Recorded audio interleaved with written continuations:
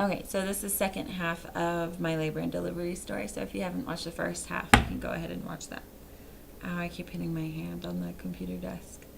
Um, anyway, so um, I think Daniel got back before I got the IV. I'm pretty sure. I remember giving him my wedding ring because they got blood on it, and it was just kind of, yeah. So, and then they were having me fill out a bunch of paperwork while he was gone, basically stuff for when she goes into.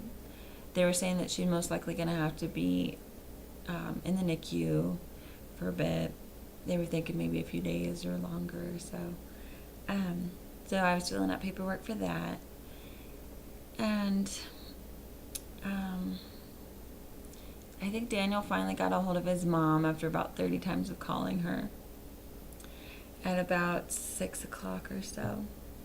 And we had just seen her on Monday as well, and we were joking. We're like, well, maybe the next time we see you, we'll be at the hospital. And she's like, no, you should see me one more time before that. It's like, no. But yeah, we were just hanging out pretty much, just sitting there. Daniel was watching a movie, and I kind of got to the point where I was getting a little irritated, and like I wanted the TV off. I kind of wanted it to be quiet in there, and didn't want any more noises. I was just really trying to focus and breathe slowly through everything. Let's see. I think I got checked at about 7, and I was in between 6 and 7 at that point. And then the doctor that came in, that was going to deliver her, came in, and he had a student with him as well, and they had asked me if it was okay if he could be in the room, and I was like, oh yeah, that's fine. I'm perfectly okay with that, as long as it's not a lot. It was just one. That was my only thing, is I didn't want to have like a whole crowd of students in the room. And then Daniel was like really, really being very helpful. He pretty much sat on the bed next to me the whole time, and I just was like laying on him and hugging him. He'd let me squeeze his hand. Everybody kept saying, my mom was saying that my labor pretty much just began when I was talking to her at 1 in the morning. She's like, you would know if it was really bad if you were crying. She's like, it's not bad yet until you start crying.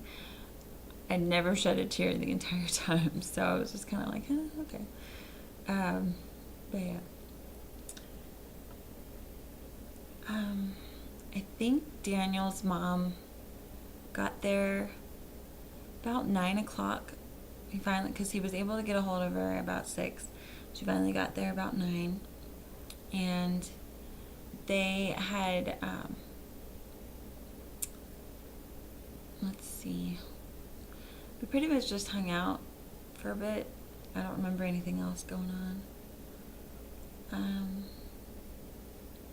I do, like, the next time they checked me was about 10 o'clock, maybe a little bit before 10. And I was between 8 and 9. And the OB nurse was like, okay, you're very, very close. But pretty much they were all talking to me about the epidural in between that hour or so, letting me know that I've already gone through the worst of it. So the worst is already over with. And I'm thinking, really, was that the worst? Because that was nothing. It's like, where's the extreme pain that I'm supposed to be wanting extreme painkillers for? So I was really nervous. I'm like, if I don't get this painkiller, if I don't get the epidural, and this just becomes unbearable all of a sudden, what am I going to do? But it's kind of like, okay, a lot of people go through the pain and it's unbearable for many, many hours. It's like, if I'm going to go through it and I only have it for about an hour or so, then I'm okay with that. So anyway, yeah, they were just pretty much, I felt like they were all convincing me not to get it, but in a way, I really didn't want to get it. I was even telling Daniel, you know, it is my decision on whether I want to get it or not. And I kept saying, I just don't know. And he's like, oh, believe me, honey, you're going to want to get the epidural. And he had no clue that I was going to be able to handle it that well. He was going around telling everybody, my wife's a tank. I was like, that's my new nickname, is Tank. She's making a really cute face down there. Anyway, so she was telling me about 10 o'clock when she checked me. She's like, it could be anywhere from 30 minutes to a couple hours before you get to complete. So we'll just have to keep checking you. So she walked over to the monitors. I think she was adjusting things, and literally within 2 minutes, I felt her pushing down, and it was a very awkward pain. I was just like, you know, not screaming or anything. It was weird, and I think I have a video of that somewhere. I think my mom was trying to take pictures, and she accidentally was videotaping instead. So it was like a 9-second video. But it was a good way of getting her attention as well. It's like, no, I feel like I need to push her out now. So she got back over there and she checked me and she's like, yeah, you're finished. You're ready to push. So Daniel was on my left side. My mother-in-law was on my left side, my right side, and pretty much just have to push with every contraction. And my contractions were about every minute and a half apart or so. They did have to give me oxygen because of my asthma, and they just were, in fear that I was going to stop breathing all of a sudden. So I had the oxygen mask on, which was very, very helpful. And they asked me, because she was like what they call crowning. You'll know why I did the quotation marks in a little bit. She was crowning and stuff. So she was pretty much ready to come out. And they'd asked me if I wanted a mirror, if I wanted to see, and I was like, yeah, absolutely. So somebody ran and got a mirror, and I was just looking at it, and it was, you know, all I could see was this little blue wrinkly thing, and everybody was like, oh, the baby, she's bald, honey, and stuff like that. And Daniel kept saying, honey, there's her head. You're doing great, honey, you're doing great. And he kept kissing me and everything, and he was just being so wonderful. But I just kept looking, and I was like, this just doesn't, for some reason, this does not look right. I've watched so many birth videos, and this just doesn't seem right. And so I think I pushed about 30 to 45 minutes. And the doctor came in, and he was pretty much ready to catch the baby. He looked, though, because before he came in, the nurse was, I can't remember what that's called, trying to, anyway, TMI, but to help me not tear so much. And all of a sudden, she pulled her hand out, and it was covered in meconium. And I was just like, oh my gosh, what more does my baby need to be premature and to, you know, get that in her lungs? It's like, please, please, please tell me she's okay. And so the doctor had come in, and he was ready to catch her and stuff. And he looked real quick, and he's like, can you guys get an ultrasound machine in here stat? And once I heard that, I was like, I'm going in for a C-section. I know it. I knew she was backwards because, you know, pushing for 30, 45 minutes, and I felt like I wasn't getting anywhere further. I felt like she was stuck, and it just didn't look right. And so pretty much I had time, about 10 minutes, to get it in my head that I was going in for a C-section. I didn't want to. That was the last thing I wanted to do. But pretty much my mindset was, I want her out. I want to know that she's okay. And the quicker that she's out, the better, because she's going to be able to get the help that she needs. So yeah. And he got the ultrasound machine in there. He just rubbed it over my stomach real fast, and it was like 2 seconds, literally. I was like, how could you tell that fast? He's like, get the OR set up right now. And they got Daniel. Daniel went down and changed into scrubs and came back up. And they were rolling me out, and they rolled me into the OR, and I guess the room was not ready. The techs did not have the OR set up. They had about 15 minutes to get it set up, and they didn't. And the nurses were not happy with them at all. And I thought they were upset with me. And the whole time they were taking me to the OR, I had my legs still up and stuff. And I was trying really hard not to push. And I was like really, really scared that I was going to keep pushing and she was going to get stuck or something. And I was like, please just put me to sleep and get her out, because I cannot stop from pushing. It's like my body just needs to push. So they finally just strapped my legs down and stuff, which helped a lot. And the reason for it was because they had to spend 15 minutes getting the OR ready. So I'm laying on that bed, just, having contractions and trying not to push. And I was like, please, please, please do not forget about my husband. Please make sure he comes in here. And the nurse was like, honey, we cannot have anybody in here when you have to have a general anesthesia. And I wanted to start crying. That was the number one thing I wanted, to make sure my husband was with me the entire time. And it was, kind of running through my head. I was thinking that maybe he got to come in after I was asleep or something. I don't know.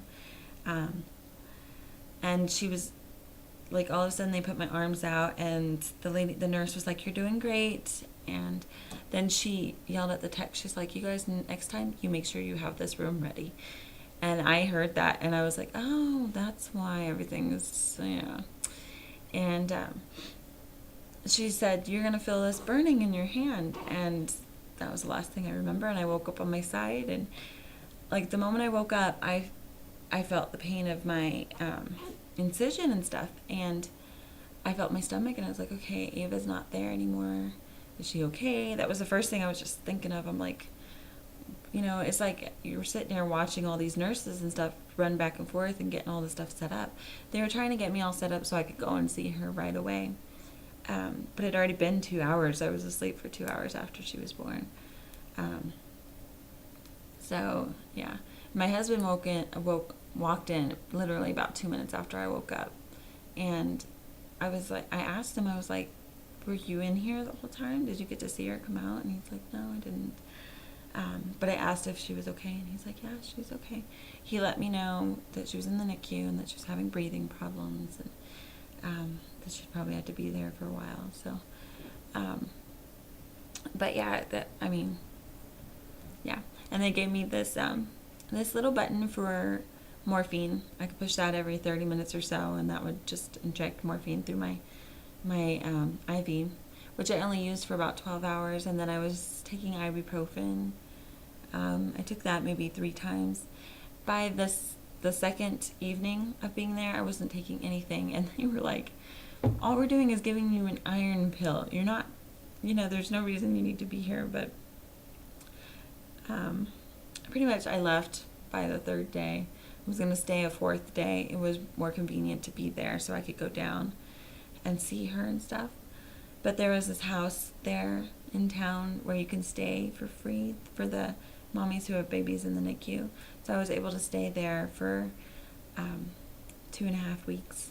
It's really, really hard to be away from home and stuff. But I was really, really grateful, because there's a lot of moms that didn't get to see their babies. They only get to be there like once a week. So, but anyway, they had rolled me down on my way going to the recovery floor. They rolled me down to see her and stuff. So yeah, it was really hard to see her. She was in the dome thing, and she was all tied up with a bunch of cords. So, but it was, yeah. Pretty much she was delivered within 15 minutes of being in the OR. They just, yeah. So my incision is about 6 inches. I'm amazed that they can get a baby out of that. So, but yeah, it was all worth it. I mean, as far as going into labor and having the C-section, I'm perfectly okay with that. I still got to experience, I didn't feel like I got the bond that I really wanted with her, because it's like you wake up and it's like, oh, you have a baby. So that was really, really hard. Instead of just having, being handed or having her handed to you. I didn't get to hold her until the next day, so it's like 24 hours of not having that bonding moment. It's hard. Hey, Grunty. Little Grunty. So yeah, but pretty much my main concern was that she was okay. And regardless of me going through, 10 hours of labor with no epidural and then pushing for an hour and still having to go in for a C-section, that is kind of a bummer. I mean, I went through it all, so at least I have that to say. So I went through everything. Pretty much the only reason they could not flip her is because she was pretty much at that point where baby's head is out to, pretty much to the point where she's about to come out. Her bottom was out too far for her to be flipped. So, and the doctor felt horrible. He's like, I should have done an ultrasound test on you when I was in there earlier, and we would have known then, and we could have fixed this. So, but I told him, I was like, don't.